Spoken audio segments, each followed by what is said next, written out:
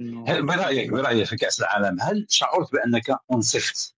لأن حينما يكون كأس العالم وتلعب في 64 دقيقة وتلعب في 4 مباريات وتغيب في 3 مباريات، هل تعتقد أنك أخذت حقك كعبد الرزاق عند الله؟ هل تعتقد أنه لو كانت لديك دقائق أكثر أو وقت مشاركة أكبر كنت ستعطي أفضل مما شاهده الناس؟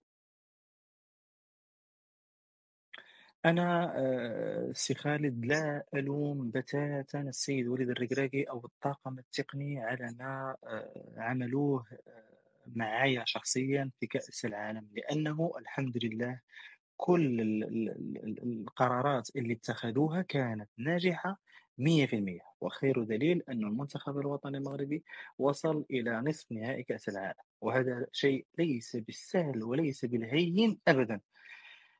فكانت كل القرارات اللي يشوفها السيد وليد الركراكي تصب في مصلحة المجموعة عملها، وأنا معها.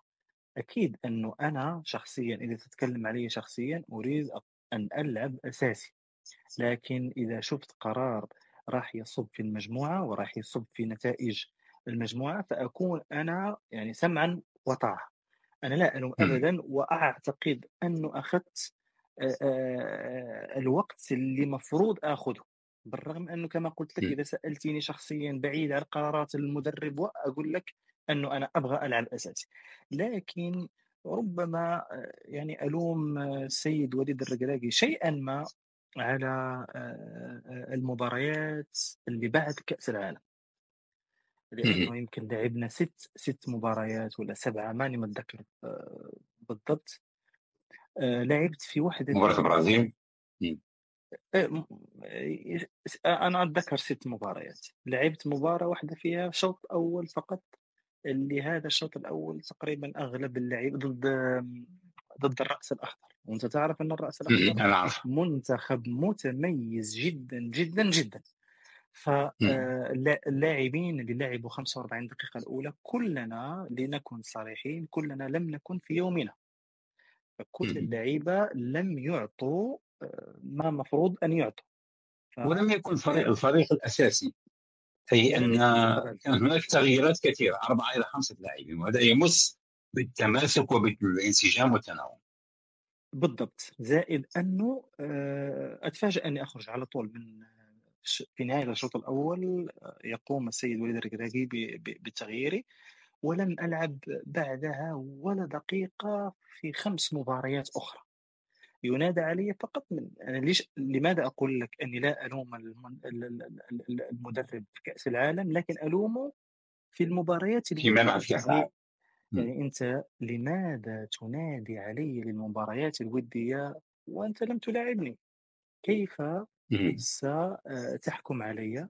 وخصوصا أني أقوم بدور مهم في فريقي وأسجل أهداف، فكان مفروضا أنه تعطيني مباراة مبارتين، حتى أنا شخصيا إذا كنت غير جيد فسأقتنع بنفسي أني لست قادرا أني أضيف للمنتخب، وربما أتكلم معك فرديا أنه خلاص يا مدرب لا تنادي علي مرة لا أخرى. حاجة للمنازلة عليه. بالضبط.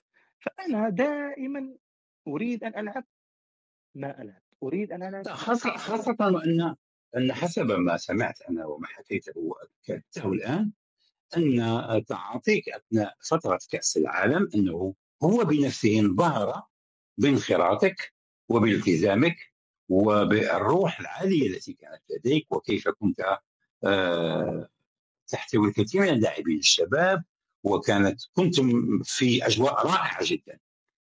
مفروض أن اللاعب الذي حينما يكون بهذا الشكل يكافئ حينما نخرج من ضغط مباريات كأس العالم، خاصة أن هناك مباريات ودية ونحن عشنا مشاكل التهديف ولا زلنا نعيشها حتى الآن.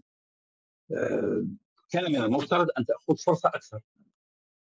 ماذا كانت الإجابة؟ كلمته؟ أنا أجيك لشيء آخر. أنا بطبيعة الحال، لأنه حتى حاليا لما تشوف الهدافين حق الدوري السعودي ال5 أو ال6 الأولين كلهم في منتخباتهم، إلا عبد الرزاق.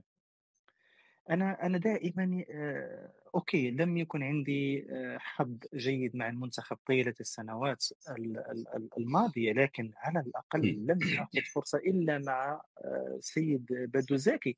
لم آخذ فرصتي أبدًا، حتى أنه آمم أعتقد أنه آخر مباراة لعبناها في فرنسا، ما أنا متذكر بالضبط المنتخب اللي لعبنا معاه. آخر مباريات ودية، تكلمت مع مساعد المنتخب اللي هو رشيد بن محمود، فكنت مم. صريح وواضح معه.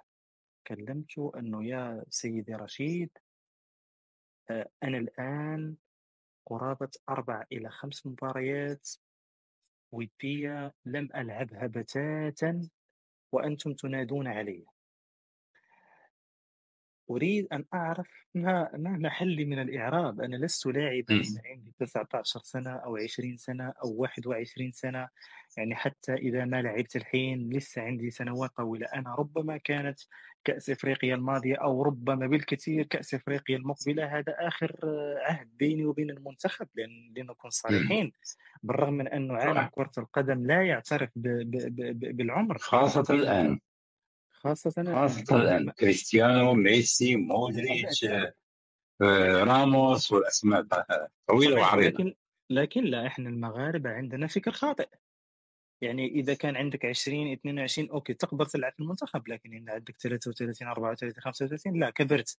وهذا شيء خطأ. فهذا ليش أقول لك أنا هذا ربما يكون آخر كأس إفريقيا لي، أو السنة الجاية يعني. لأنه أنا بالرغم من هذا الشيء كله اللي صار، فعندي أمل. عندي أمل، لسه عندي أمل، يعني عندي أمل. أنا لا أفقد الأمل بتًا. على العموم، فقُلت له أنا لست باللاعب الصغير اللي أنا لا خلاص، تعطوني ألعب المباريات، أندمج مع المجموعة. إذا كنتم تفكرون أنه ممكن أذهب معاكم إلى كأس إفريقيا وأني أقدر أساعد المجموعة، إذا كان عندكم تفكير آخر، فما أعتقد أنه محتاجين أنكم تنادون عليَّ. فهذا كان كلام بيني وبينه، يعني كلام وِدّي. فهو مم. كلامه لي أنا قال: "لا، أنت ضمن المجموعة إن شاء الله اللي راح تروح لكأس إفريقيا، وإحنا نعرفك جيدًا، فإحنا نعطي فرصة للآخرين على أساس نقف على مستوياتهم." و. بالرغم من أنه كلام السيد رشيد لم يكن منطقي، لأنه مفروضًا إذا كنت تريد لاعب أنه يروح معاك أو يذهب معاك إلى كأس إفريقيا، لازم تخلّيه يندمج مع المجموعة أو ما تنادي عليه. هذا أنا بالنسبة ليّ هذه هو منطق كرة القدم. وخرجت فأتفاجأ اللائحة، خرجت اللائحة ولم يكن اسمك فيها. أتفاجأ بعدها لم يكن اسمي مع المجموعة، وحتى لم يكن هناك حتى اتصال لا من المدرب ولا من مساعده أنه إحنا اتخذنا قرار هذا وهذا كذا وكذا، فإحنا نعم. لأ، لم يكن ولا شيء. خلاص يعني آخر مباراة ودية في فرنسا، السلام عليكم السلام. ودائمًا أقول أنا لا ألوم المدرب، لأن المدرب يرى ما هو في مصلحة المنتخب، فأنا لا ألوم المدرب مم. أبدًا.